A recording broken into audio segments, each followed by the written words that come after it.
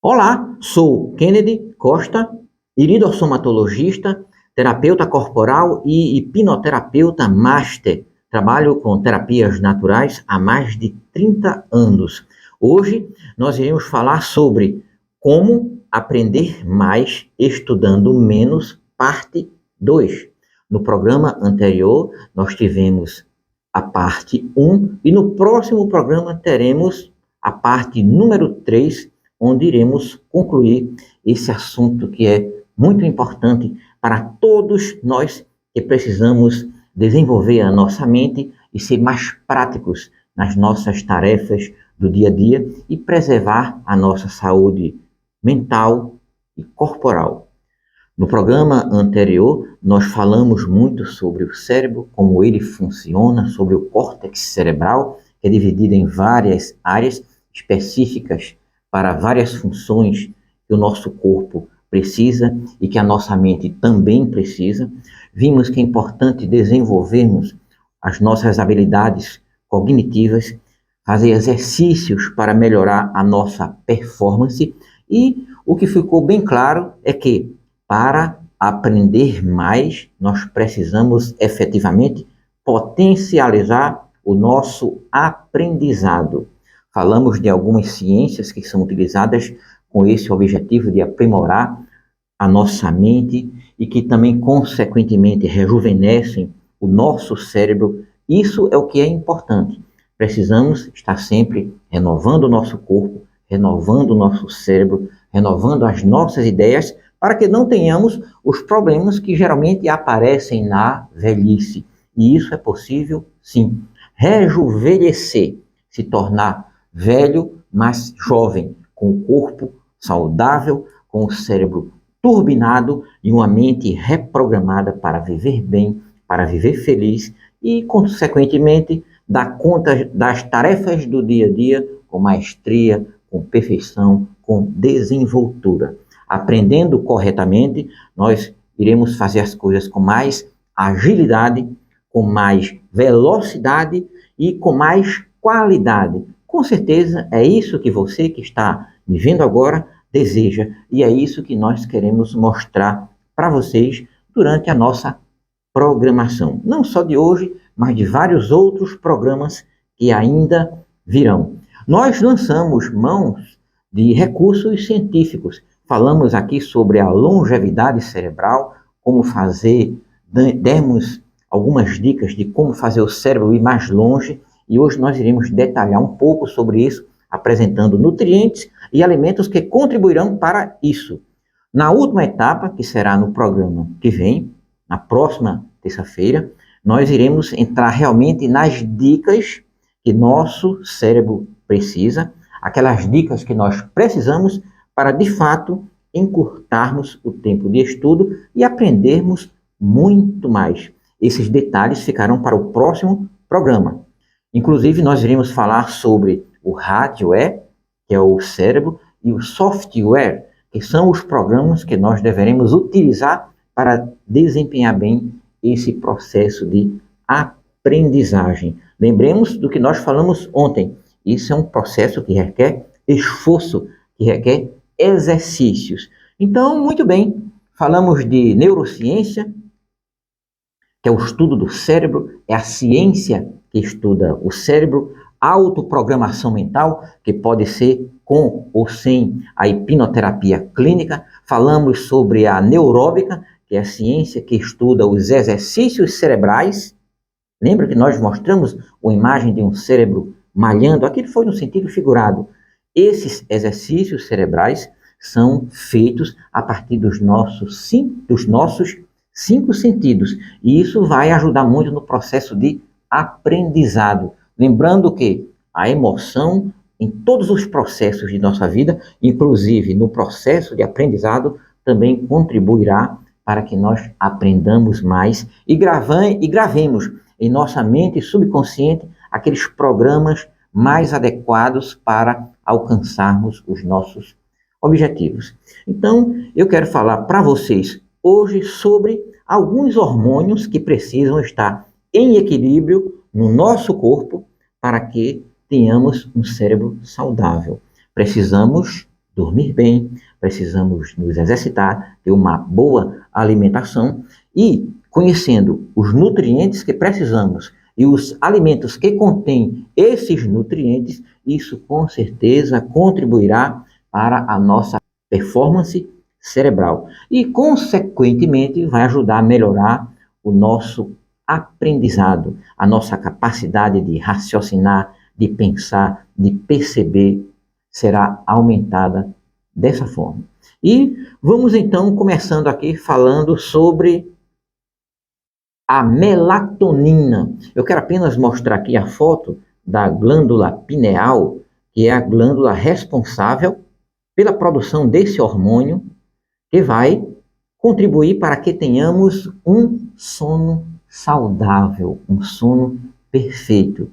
A glândula pineal é responsável pela produção de melatonina e o consumo de magnésio, que é encontrado em muitas hortaliças, vai contribuir para a produção desse hormônio. É essa glândula que regula o nosso ciclo circadiano, às 24 horas, o ciclo claro e escuro. À medida que se aproxima da noite, que vai escurecendo, essa glândula começa a produzir esse hormônio que é importantíssimo para o nosso sono. Eu estou falando isso porque dormir bem também faz parte do processo de aprendizagem, do processo de melhorar a nossa capacidade de memória e de raciocínio e de concentração e de tudo aquilo que está relacionado com o nosso cérebro. É uma pequena glândula, mas que é muito importante para nós. Por isso, te digo que dormir bem é uma das maneiras, é um dos pré-requisitos para aumentarmos a nossa capacidade de aprendizagem. Outro hormônio também é o cortisol, produzido pelas glândulas suprarrenais. Vamos mostrar aqui também uma foto da glândula suprarrenal. Essa glândula está acima dos rins, como nós podemos observar na foto. E um detalhe interessante é que nós precisamos desse cortisol, esse hormônio produzido por essas glândulas, porque há momentos na nossa vida que precisaremos de uma quantidade maior desse hormônio para enfrentarmos o estresse. Mas há a necessidade desse hormônio ser produzido de maneira harmônica, de acordo com a nossa necessidade, porque o excesso de cortisol envenena o nosso corpo e consome muito oxigênio, o que reduz o fornecimento desse nutriente para o cérebro. E o cérebro, à medida que o tempo passa, ele vai perdendo a sua capacidade de orquestrar o funcionamento do corpo, de orquestrar as glândulas endócrinas, que são várias, responsáveis por vários hormônios que regulam o nosso corpo. Por isso é importante ter cuidado com o estresse, produzir esse hormônio apenas na quantidade adequada, porque isso vai nos estimular a trabalharmos, a agirmos, a realizar as coisas com mais perfeição, com mais rapidez, com mais agilidade, enquanto que o excesso vai te intoxicar, vai tirar a sua concentração e não vai te deixar relaxado para o estudo. Então, de acordo com a necessidade do dia, de acordo com a atividade a ser desempenhada, é necessária uma produção grande desse hormônio. Mas para estudar, nós precisamos estar relaxados, porque isso vai aumentar o processo de codificação da informação no nosso cérebro. Veremos isso com detalhe no próximo programa. Esses dois componentes, essas duas etapas do aprendizado. A primeira é a codificação da informação no nosso cérebro e a segunda é a consolidação da informação.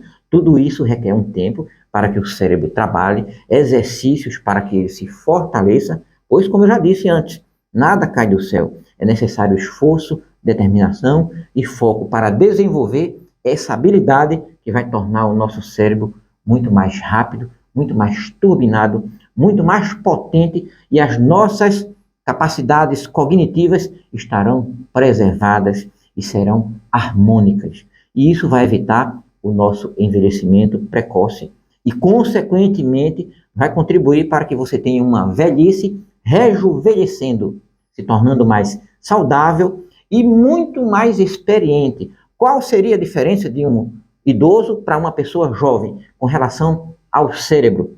Podemos desenvolver o nosso cérebro e fazer com que ele rejuvenesça, tendo mais capacidade. Mas a pessoa com a idade mais avançada, seja ela idosa ou não, ela tem uma coisa que o jovem não tem, que são as experiências. Então, processar essas experiências, processar esses dados com o cérebro turbinado, com certeza vai dar muito mais prazer para a nossa vida. Falamos aqui de dois hormônios importantes, um para dormir e outro relacionado ao estresse. E vamos falar um pouco agora sobre os neurotransmissores, os hormônios produzidos pelo cérebro que vão influenciar diretamente no nosso bem-estar, na nossa memória, na nossa energia, na nossa concentração, no nosso otimismo, porque nós precisamos disso, estar alegres, contentes, satisfeitos e dispostos para estudar, para aprender, para potencializar a nossa capacidade de raciocínio. Esses dois programas nós batemos forte nessas teclas antes de passarmos para as dicas propriamente ditas de como aprender mais estudando menos. Isso serve para todos nós e principalmente para você, estudante, que quer passar no Enem, que quer passar no concurso, que quer estudar pouco e aprender muito. É possível através de tudo isso. Então vamos agora para a última parte de hoje, onde nós iremos falar sobre os neurotransmissores. Os neurotransmissores são também hormônios, só que são produzidos pelo cérebro. Vamos começar então falando da acetilcolina, o neurotransmissor da memória, o neurotransmissor do pensamento. Se nós conseguirmos colocar na nossa alimentação esses nutrientes que ajudarão o nosso cérebro a produzi-los, com certeza a nossa memória e a nossa capacidade de se concentrar vai aumentar.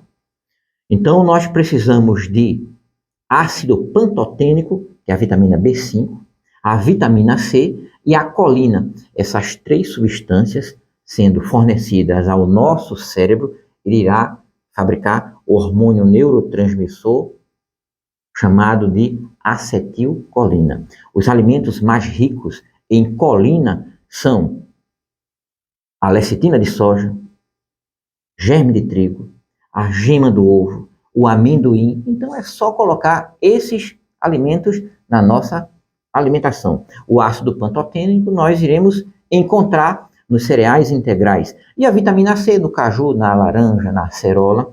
Então é só englobar ou colocar esses alimentos no nosso cardápio que estaremos fornecendo matéria-prima para o nosso hormônio da memória. Vamos falar agora um pouco de hormônios que dão energia, otimismo, que melhoram a nossa coordenação motora, que nos deixam mais felizes, mais dinâmicos, que aumentam a nossa imunidade, que aumentam o impulso sexual, a felicidade, são justamente a noradrenalina e a dopamina. Esses hormônios são importantíssimos, nos darão otimismo, vigor, energia. Quais os alimentos que nós iremos utilizar para encontrar esses nutrientes que ajudarão a produzir noradrenalina e dopamina? Feijão, lentilha, abacate, quiabo, couve-flor são alimentos que basta nós introduzirmos na nossa dieta que teremos o que nós precisamos. Então, esses alimentos, eles são ricos em fenilalanina, tirosina, ácido fólico, vitamina C e vitamina B12. Tá claro, tá muito fácil. O ácido fólico, ou vitamina B9, ele é muito importante.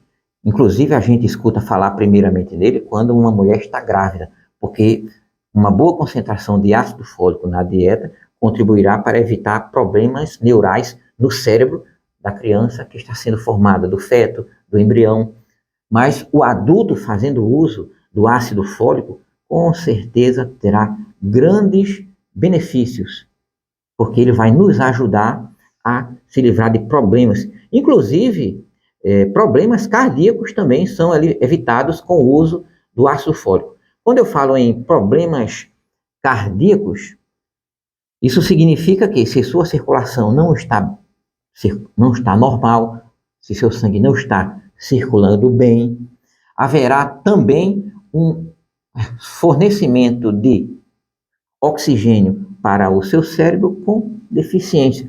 E isso também vai prejudicar o desenvolvimento da mente e contribuirá para, no futuro, problemas senis como Alzheimer, por exemplo. Ainda vamos falar sobre outro hormônio, o hormônio da felicidade, o hormônio do bem-estar, a serotonina, um hormônio neurotransmissor, ou seja, um hormônio produzido pelo cérebro, que vai contribuir para que nós sejamos mais saudáveis, mais dispostos. Quais os nutrientes que precisamos para que o cérebro produza a serotonina? É o triptofano, que é um tipo de aminoácido, o magnésio, que vai ser encontrado nas hortaliças, como nós já falamos, e também a niacina, que é a vitamina B3, que é encontrada também nos cereais integrais, no levedo de cerveja, nos ovos, nas nozes.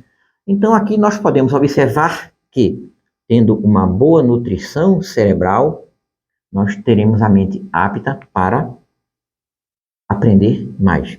Nutrição cerebral e nutrição mental, vendo bons programas, fazendo uma boa pesquisa, tendo bons relacionamentos. E por hoje nós iremos concluir essa parte sobre o processo bioquímico da nutrição, os elementos que o nosso corpo precisa, que o nosso cérebro precisa para fabricar esses neurotransmissores. No próximo programa, nós iremos destacar especificamente como codificar, como consolidar as informações no nosso cérebro e técnicas que são simples e que, utilizadas de maneira correta, farão com que você, com que eu e com que qualquer pessoa consiga aprender mais estudando menos. Se você gostou, curta. Lembre-se de curtir, de comentar e de compartilhar para que mais pessoas tenham acesso a essas informações e para que o canal cresça e que nós possamos sempre estar melhorando e trazendo mais informações para vocês. Se você quer mais informações sobre os cuidados com o corpo, os cuidados com a mente, alimentação saudável, contato com a natureza, é só você me seguir nas redes sociais, no site, em qualquer lugar você me encontrará como Kennedy Costa Terapeuta. Obrigado por estarem conosco e até a próxima.